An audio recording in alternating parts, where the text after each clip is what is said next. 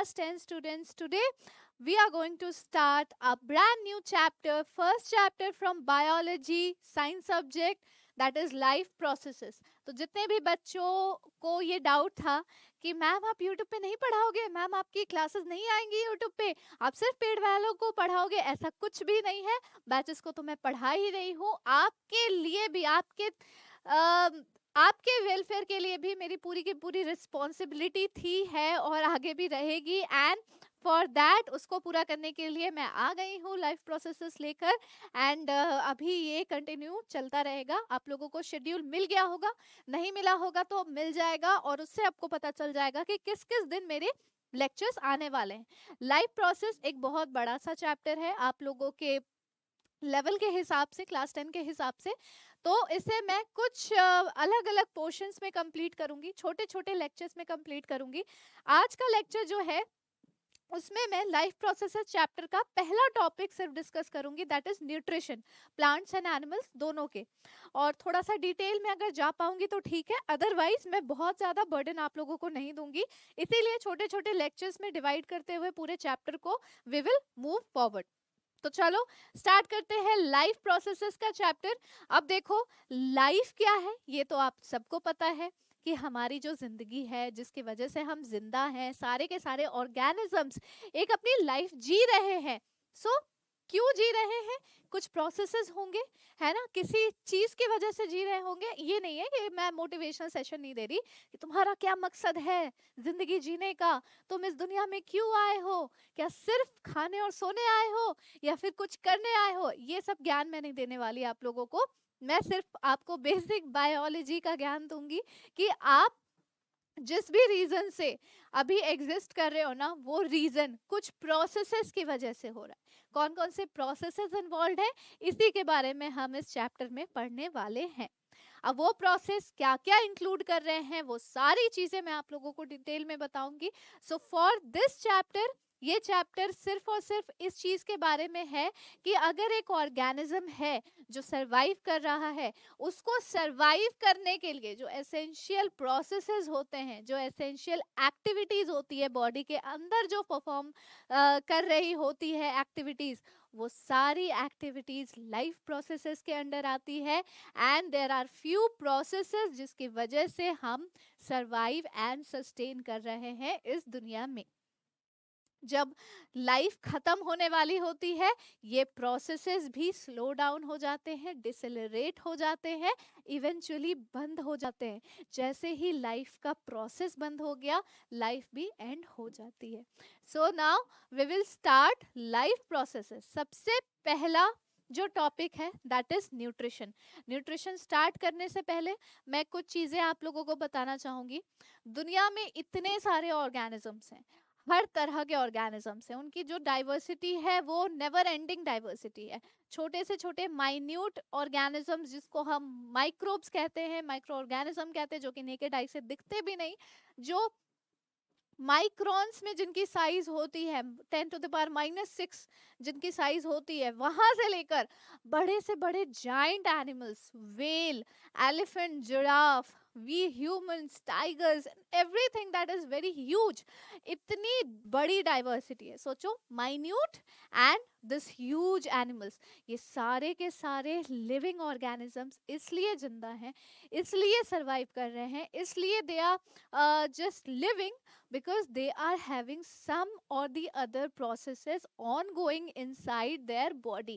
कुछ ना कुछ उनके बॉडी के अंदर चल रहा है। इवन जो छोटे के छोटे माइक्रोब्स है ना, वो भी एक सिंगल सेल ऑर्गेनिज्म है। मान लो एक सेल के बने हुए हैं, यूनिसेलुलर है, वो सेल भी अपने आप में इतना पोटेंशियल रखता है, इतना केपेबल है कि उस सेल के अंदर के सेल ऑर्गेनल्स और बाकी के कंपोनेंट्स सारे फंक्शंस परफॉर्म करने में केपेबल है एंड उस सेल को जिंदा रखने में, अलाइव रखने में केपेबल है। बड़े से बड़े ऑर्गेनिज्म पे चले जाओ, चलो हम अपनी ही बात कर लेते हैं। हमारे बॉडी के अंदर कितने सारे प्रोसेसेस साइमल्टेनियसली चल रहे हैं, एक ही टाइम पर सारा प्रोसेस वर्क कर रहा है कि नहीं? हमारा नर्वस सिस्टम, हमारा डाइजेस्टिव सिस्टम, हमारा एक्सक्रीटरी सिस्टम, हमारा reproductive system, everything is working simultaneously. हमारा रेस्पिरेटरी सिस्टम, सर्कुलेटरी सिस्टम, कोई एक प्रोसेस भी, कोई एक सिस्टम भी अगर किसी थोड़े से सेकंड्स के लिए रुक जाता है और बाकी प्रोसेस अपना नॉर्मल काम कर रहा है, तो भी बॉडी जिंदा नहीं रह सकती। सोचो इस चीज के बारे में। सारे के सारे प्रोसेसेस जो हमारे बॉडी के अंदर चल रहे हैं, सारी एक्टिविटीज जो हमारे बॉडी के अंदर चल रही है, वो सारी activities are important to run at the same time inside our body to keep us alive, to help us sustain in this planet. Now nutrition की अगर बात करें तो सबसे पहला टॉपिक है लाइफ प्रोसेसेस के अंदर न्यूट्रिशन का। एंड न्यूट्रिशन एक ऐसा प्रोसेस होता है जिसमें हम खाने को इंजेस्ट करते हैं, इनगल्फ करते हैं। We take food by an organism, मतलब it is a process of taking food by an organism, और उसका utilization by the body to build the body for growth, to repair the damaged parts of the body and for energy। आप कुछ दिन तक खाना मत खाओ, ठीक है? ये एक्सपेरिमेंट कर मत लेना, ठीक है? थोड़ा ज्यादा ही फन हो जाएगा साइंस के साथ, नहीं तो फिर एक दिन, चलो एक दिन खाना मत खाओ, ठीक है? खुद के साथ एक एक्सपेरिमेंट करो, एक दिन में तो कुछ नहीं होने वाला। एक दिन बस खाना मत खाओ, अगले दिन आपको कुछ भी रूखा सूखा मिलेगा ना, आप बिल्कुल पागल हो जाओगे उसको खाने के लिए। चलो अगले दिन नहीं, उस अगले दिन के शाम तक तो बिल्कुल ही पागल हो जाओगे। अगर आपको सूखी रोटी सब्जी भी मिल रही है ना, तो आप बोलोगे मम्मी जल्दी से बना के ले आओ, कुछ भी दे दो, कुछ भी दे दो, मैं खा लूंगा। क्यों ऐसा हो रहा है? आपके भूख की वजह से, एपेटाइट की वजह से। भूख एक्चुअल में होती क्या है? आपके बॉडी को जब एनर्जी की रिक्वायरमेंट होती है, आप कॉन्स्टेंटली कुछ ना कुछ वर्क कर रहे हो, आपका दिमाग चल रहा है, आप पढ़ रहे हो, किसी भी तरह की एक्टिविटी कर रहे हो, and your body need energy. वो एनर्जी की रिक्वायरमेंट तभी फुलफिल होगी जब आप फूड इनटेक करोगे। और फूड इनटेक करने के बाद जो हर खाने में न्यूट्रिशन होता है, चाहे जो भी खाना खा रहे हो, उसमें carbohydrate, fats, proteins, vitamins, minerals, everything, ठीक है? कुछ ना कुछ तो होता ही है। उन सब को न्यूट्रिशन, उन सारे न्यूट्रिशन को हमारे बॉडी के एक एक सेल में पहुंचना जरूरी है। जैसे ही वो न्यूट्रिशन हमारी बॉडी में जाता है, वो एसिमिलेट होता है, यूटिलाइज होता है, हमारे बॉडी के सेल्स एनर्जी का प्रोडक्शन करना शुरू कर देते हैं। अगर एनर्जी का प्रोडक्शन करना शुरू करेंगे, आपको फिर बहुत देर तक भूख नहीं लगेगी, क्योंकि आप ऑलरेडी एनर्जाइज हो, आप ऑलरेडी फुल हो, ठीक है? भूख लगती है जब आपकी बॉडी को एनर्जी चाहिए। सो न्यूट्रिशन एक ऐसा प्रोसेस है जिससे हम अपने बॉडी के डैमेज्ड सेल्स को रिपेयर करते हैं।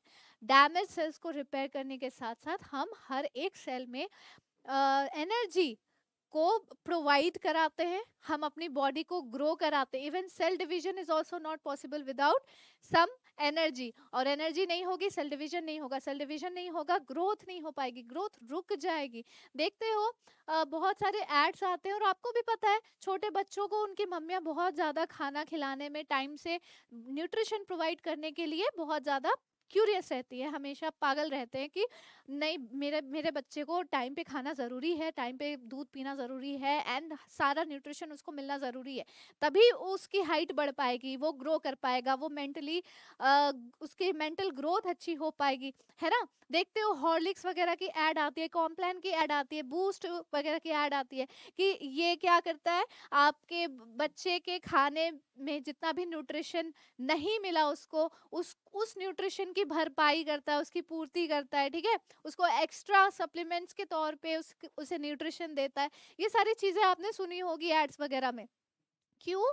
बच्चा है, बच्चे को ग्रो होना है। ग्रो होने के लिए सेल डिवीजन बहुत ही, छोटे बच्चों में सेल डिवीजन बहुत तेजी से होती है, बोन्स में, मसल्स में सेल डिवीजन बहुत तेजी से होती है, और बच्चों को बहुत ज्यादा एनर्जी की रिक्वायरमेंट होती है। देखते ही रहते हो, खुद देखते हो आप, बच्चे एकदम उछलने कूदने रहते, फुदकते रहते हैं दिन भर यहाँ से वहां। उतनी एनर्जी हमारे अंदर इस टाइम पर नहीं होती, इस यूथ के टाइम पे। इस सोचो कि मतलब एक पीक टाइम है हमारे इस यंग एज का, उसमें हमें इतनी एनर्जी फील नहीं होती जितना एक छोटे बच्चे को होती है, तो उसको उतनी रिक्वायरमेंट भी होती है न्यूट्रिशन की, right? So it is required for growth, for repairing the damaged parts of the body, and for energy of course. Life on earth depends on carbon based molecules and most of the food are also carbon based molecules. इसे हम क्या कहते हैं? Organic molecule. Organic substances, organic compounds, organic molecules, जहां पर भी ये organic word आ जाता है समझ लो it is made up by carbon, hydrogen and oxygen. At least carbon तो present होगा ही होगा. ठीक है, चलो. The outside raw material used by living organisms are food, water and air. Outside raw materials, carbon तो चाहिए ही चाहिए, उसके अलावा भी हमें खाना चाहिए. कार्बोहाइड्रेट को एनर्जी गिविंग फूड क्यों बोला जाता है? कार्बोहाइड्रेट है वो, कार्बन कंटेनिंग कंपाउंड है वो, राइट. Mode of nutrition. अब हम आ जाते हैं किस किस अलग अलग तरीकों से किसी भी लिविंग ऑर्गेनिज्म को न्यूट्रिशन मिलता है. तो कौन कौन से अलग अलग मोड्स होते हैं? There are two main modes of nutrition. They are autotrophic nutrition and heterotrophic nutrition. दो मेन मोड्स होते हैं. पहला ऑटोट्रॉफिक न्यूट्रिशन. ऑटो, अपने आप, ऑटोमेटिक वो न्यूट्रिशन मिल रहा है. कैसे मिलेगा, किसको मिलेगा? So it is a nutrition in which organisms prepare their own food from simple inorganic substances जैसे कि carbon dioxide, water, in the presence of sunlight and chlorophyll. Example इसके सारे के सारे ग्रीन प्लांट्स और कुछ बैक्टीरिया. सम बैक्टीरिया में लिख लो आप ब्लू ग्रीन एल्गी, जिसका दूसरा नाम साइनोबैक्टीरिया भी है. ठीक है, कुछ ऐसे बैक्टीरियाज होते हैं जो होते तो हैं प्रोकैरियोट्स, लेकिन उनमें फोटोसिंथेटिक पिगमेंट प्रेजेंट होता है जिससे वो फोटोसिंथेसिस कर सकते हैं. फोटोसिंथेसिस करेंगे तो ऑब्वियसली उनमें ऑटोट्रॉफिक मोड ऑफ न्यूट्रिशन होगा. ऐसा न्यूट्रिशन जिसमें खुद ब खुद इनऑर्गेनिक सब्सटेंसेस बन जाते हैं from organic compounds, right. Heterotrophic nutrition क्या होता है? जिसमें ऑर्गेनिजम्स फूड को, किसी भी फॉर्म में फूड को डायरेक्टली इनगल्फ करते हैं, इनटेक करते हैं, इंजेस्ट करते हैं. ठीक है, डायरेक्टली या इनडायरेक्टली फ्रॉम प्लांट्स, क्योंकि प्लांट्स जो है वही है मेन सोर्स ऑफ एनर्जी. ठीक है, मेन सोर्स तो डायरेक्ट सोर्स तो सनलाइट हो गया, तो हम सनलाइट कंज्यूम नहीं कर सकते ना. सनलाइट से बना हुआ जो खाना है, सनलाइट के हेल्प से बना हुआ जो खाना है, जो फूड है, उसको हम डायरेक्टली या इनडायरेक्टली खा सकते हैं. अब जितने लोग भी यहाँ पे कार्निवोर हैं यानी कि नॉन वेजिटेरियन है, आप लोगों को मैं बता दूं, आप लोग तो वैसे तो प्लांट बेस्ड खाना खाते ही होगे.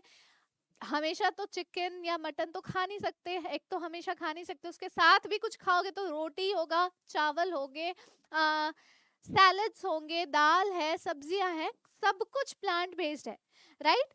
जितने भी लोग ओमनीवोर, कार्निवोर जो भी हैं, वो सब भी डायरेक्टली या इनडायरेक्टली प्लांट बेस्ड फूड ही इनटेक कर रहे हैं. So they are the heterotrophic mode of nutrition. All the animals, fungi और कुछ bacteria heterotrophic mode of nutrition perform करते हैं. अब देखो, हेट्रोट्रॉफिक मोड ऑफ न्यूट्रिशन में भी तीन तरह के न्यूट्रिशन आ गए, क्लासिफाई हो गए, फर्दर क्लासिफाई हो गए तीन अलग अलग तरह में. सो टाइप्स क्या होंगे? Three main types of heterotrophic nutrition are saprophytic, parasitic and holozoic nutrition. Saprophytic, parasitic and holozoic nutrition. सबसे पहले सैप्रोफिटिक न्यूट्रिशन में देखेंगे. This is the type of nutrition जिसमें ऑर्गेनिजम्स को अपना फूड किसी डेड या डेकेइंग ऑर्गेनिज्म से मिल रहा है.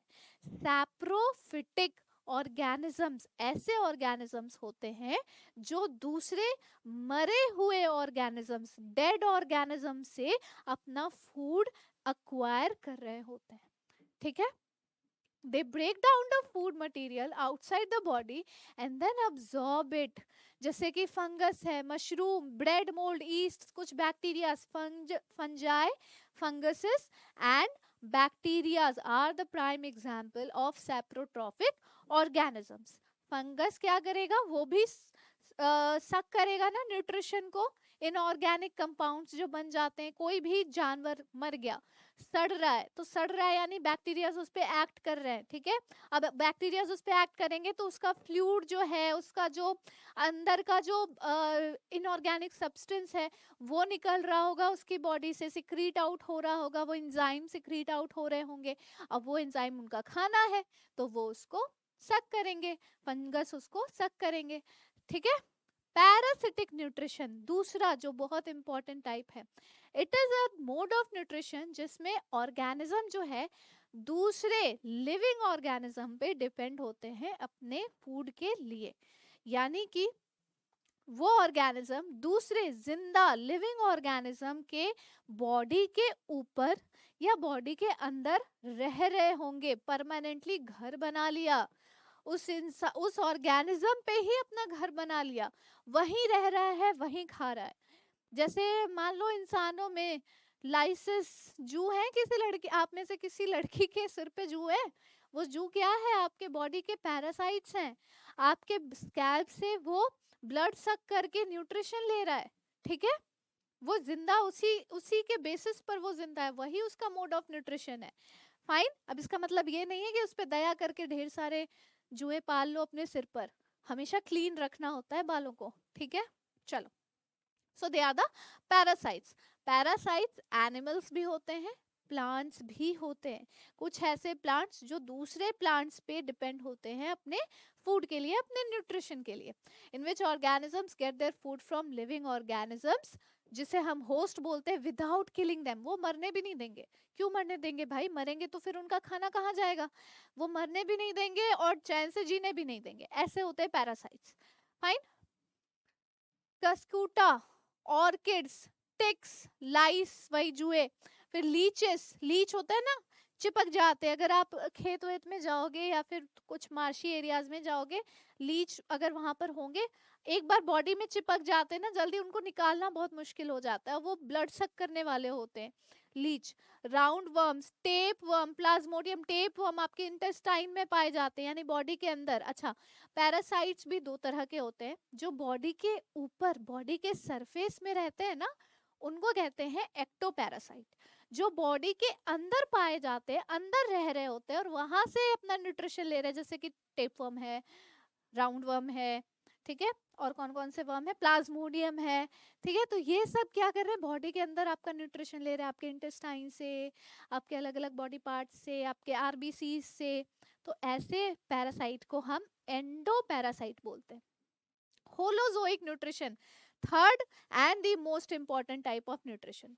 ये एक ऐसा न्यूट्रिशन है जिसमें ऑर्गेनिजम्स फूड को डायरेक्टली और इनटेक कर रहे हैं, डाइजेस्ट कर रहे हैं। सैप्रोट्रॉफ्स को, सैप्रोफिटिक ऑर्गेनिजम्स को डाइजेशन की जरूरत नहीं थी, सीधा डाइजेस्टेड सामान ही तो उनको मिल रहा है, सीधा उसे सक कर लिया, खुश, पेट भर गया। पैरासाइट्स को डाइजेशन की जरूरत नहीं थी, उसने सक कर लिया ब्लड, ब्लड में ही तो सारी चीजें हैं, ब्लड खून में ही तो सारी एनर्जी सेल्स वगैरह दौड़ रहे हैं, सारा न्यूट्रिशन है, सक कर लिया, पेट भर गया, खुश।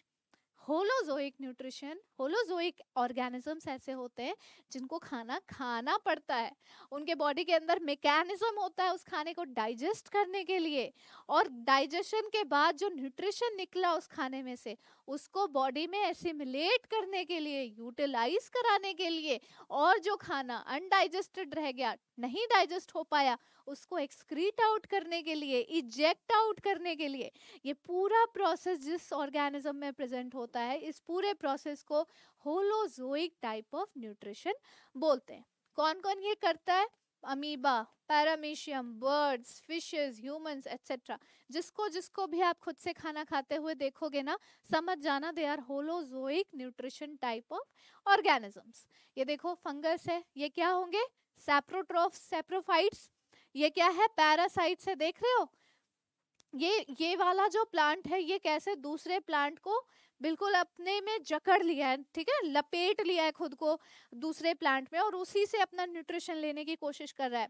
दिस इज व्हाट, अमीबा, ये उसका फूड पार्टिकल है, वो उसको एनगल्फ करने की कोशिश कर रहा है, साजिश रच रहा है अपने सूडोपोडिया को आगे बढ़ाते हुए, उसको एनगल्फ करके अपने अंदर इस फूड को लेके जाएगा। देखो यहाँ पर एक फूड पार्टिकल है जो वैक्यूल के अंदर है, और वो डाइजेशन के प्रोसेस के आगे बढ़ रहा है। यहाँ पे देखो ये वाला जो वैक्यूल है ऑलरेडी डाइजेस्ट हो रहा है फूड, और ये धीरे धीरे फूड वैक्यूल जो है जब डाइजेशन कंप्लीट हो जाएगा, इजेक्ट आउट हो गया अनडाइजेस्टेड मटेरियल, फिर ये वैक्यूल खाली और धीरे धीरे डिसअपियर हो जाएगा।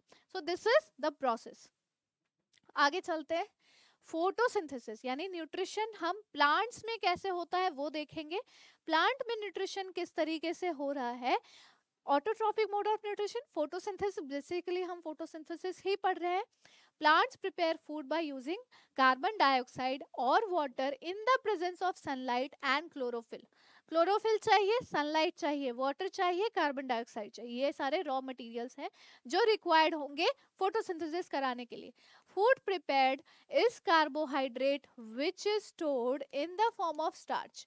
ऑक्सीजन रिलीज होती है इस प्रोसेस में, इसीलिए हम कहते हैं कि प्लांट की वजह से हमें ऑक्सीजन मिल पाता है। प्लांट नहीं गिराने चाहिए, नहीं काटने चाहिए, अफॉरेस्टेशन करो, ये करो, सही बात भी है, पर कहाँ कोई कर रहा है। पर ठीक है, कोई बात नहीं, जब हजारों रुपए का ऑक्सीजन सिलेंडर मिलेगा तब पता चलेगा। इक्वेशन फोटोसिंथेसिस की बहुत important, and it can come in your exam. चलो, वेरी इंपॉर्टेंट, वेरी इंपॉर्टेंट, ठीक है, it can come in your exam. 6 molecule of carbon dioxide और 12 मॉलिक्यूल ऑफ वाटर को जब हम सनलाइट के प्रेजेंस में क्लोरोफिल के थ्रू गुजरवाते हैं तो फिर हमें मिलता है ग्लूकोज, ग्लूकोज और वाटर और ऑक्सीजन, ठीक है। तब जाके एक ग्लूकोज बना। ऐसे ऐसे बहुत सारे ग्लूकोज बने, वो स्टार्च के फॉर्म में स्टोर हो गए, जब मन किया खा लिया, ठीक है। प्रोसेस क्या है, फोटोसिंथेसिस में 3 मेन स्टेप्स होते हैं। कौन कौन से। सबसे पहले जो लाइट एनर्जी है वो अब्सॉर्ब होगी क्लोरोफिल के थ्रू।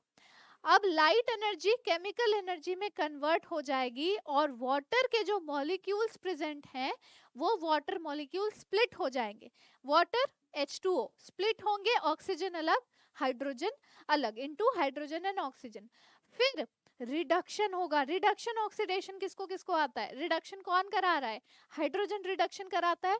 तो जो ऑक्सीजन बच गया वही ऑक्सीजन रिलीज हो जाता है फोटोसिंथेसिस में, और हम उससे उसी ऑक्सीजन को कंज्यूम करते हैं। हाइड्रोजन जो अलग हुआ था पानी से, वही हाइड्रोजन कार्बन डाइऑक्साइड को रिड्यूस करके बना लेगा कार्बोहाइड्रेट, ठीक है, carbohydrate to form carbohydrate. See this diagrammatic representation of photosynthesis. Energy, यहाँ से लाइट एनर्जी आई, क्लोरोफिल में ये एंटर किया, कार्बन डाइऑक्साइड एटमॉस्फेयर से कार्बन डाइऑक्साइड ले रहा है गैस के फॉर्म में, राइट।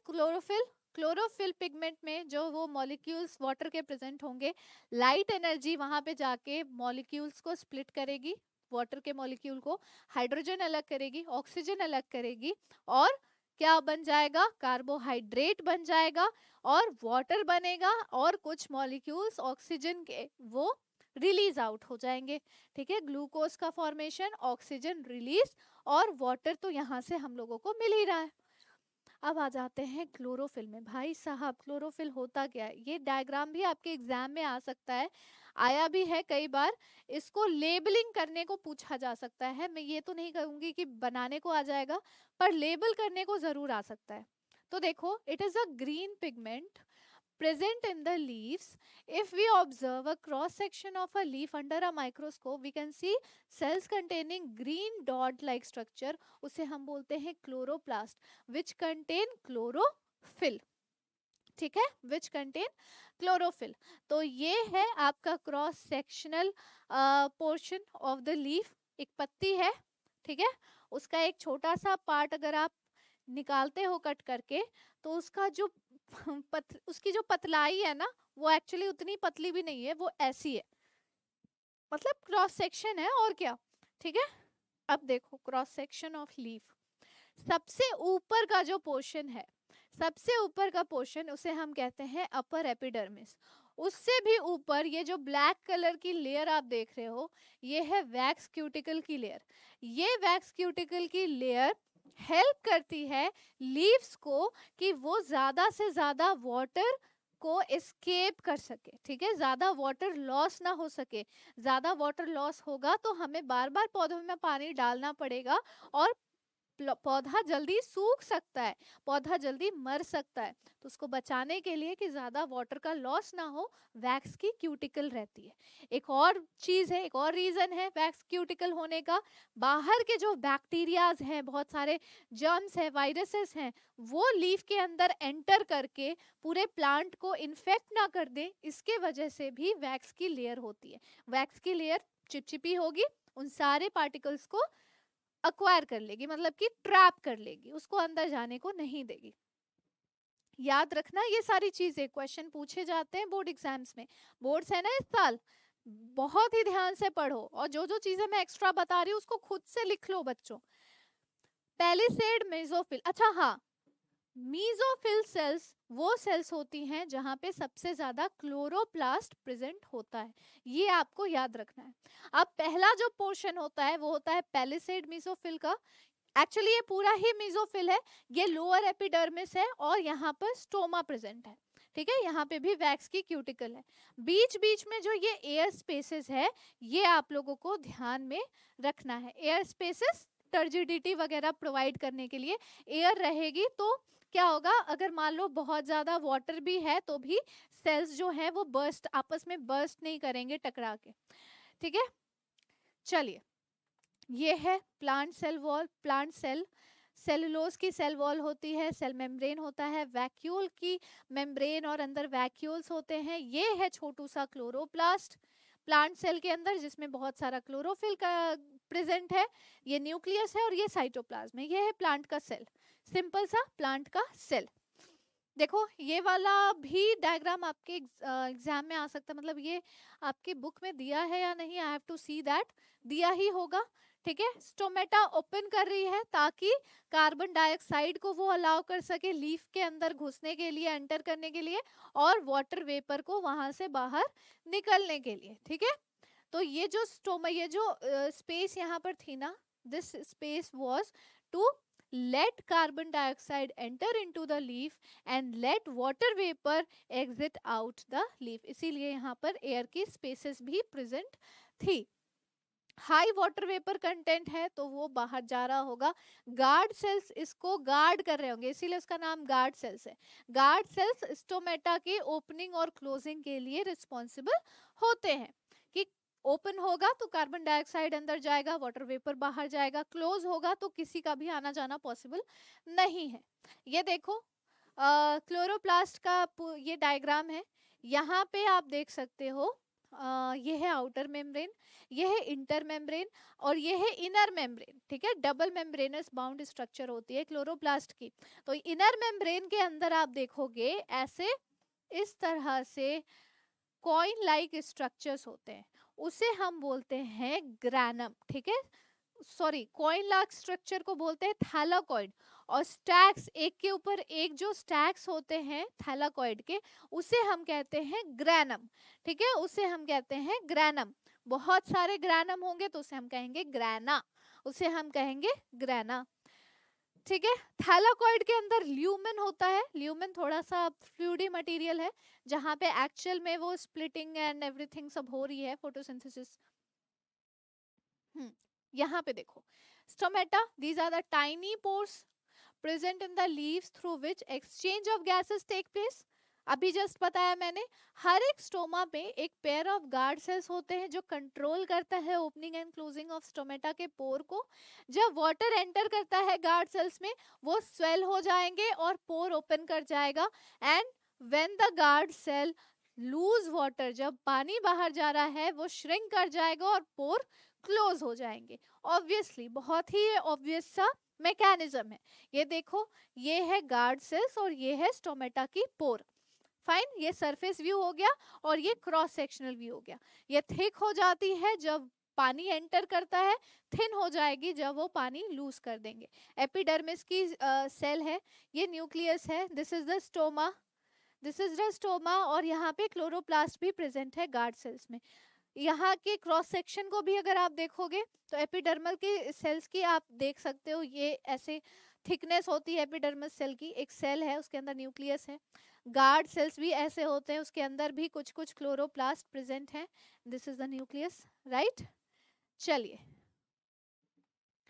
गार्ड सेल्स, क्लोरोप्लास्ट, ये पूरा थोड़ा सा मतलब और ज्यादा मैंने इसको जूम इन करके दिखाया है कि वाटर एंटर करता है तो कैसा वो फूल जाता है, और वाटर बाहर जा रहा होता है, देखो एरो है ना बाहर जाने की तरफ, तो ये कैसा श्रिंक हो गया और ये बंद हो गया गेट, ये खुल गया गेट। ठीक है, चलिए, तो यहाँ तक आज के लिए रहने देते हैं हम। न्यूट्रिशन इन प्लांट्स आप लोगों को समझ में आ ही गया होगा।